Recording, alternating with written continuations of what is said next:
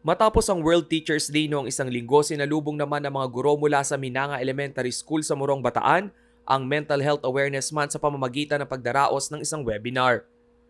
Dahil sa dami ng responsibilidad sa bahay at trabaho, maging ang mga guro apektado na rin umano ng limitadong galaw dahil sa pandemya.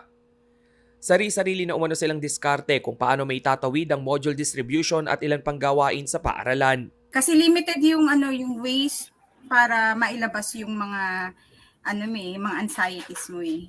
Before pandemic pa naman, we are struggling a lot of parang Anxiety, ang daming stress, through depression. Oo. Ayon sa mental health expert na si Mr. Georgie Maglaki mula sa Mariveles Mental Wellness and General Hospital, ang mga problema sa buhay ang pangunahing dahilan kung bakit nagugulo ang mental health status ng bawat individual.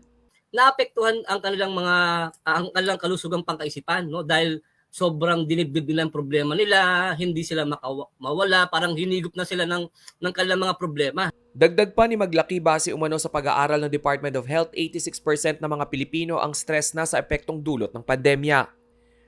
Lalo na umano ang mga medical frontliner at maging ang ilang mga kinakailangang pumayod sa buhay gaya ng mga guro.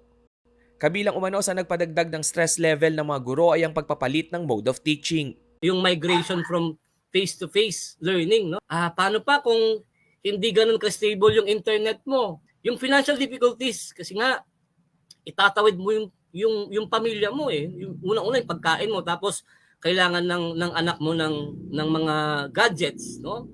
Software, internet, load. Payo ni Maglaki, kailangan umanong magkaroon ng plano upang hindi kumain ng sobrang laking oras ang iisang bagay. Maganda rin na magkaroon ng balanse sa mga gawain. Ano ang willing kong i-commit para malampasan ko yung problema ko, no? Kahit medyo malabo pa yung sitwasyon. Para naman sa mga nais ng libreng tulong, naglaan ng Department of Health ng National Mental Health Crisis Hotline kung saan maaari kayong kumonsulta sa mga eksperto. Rainiel Pawid, CILTV News.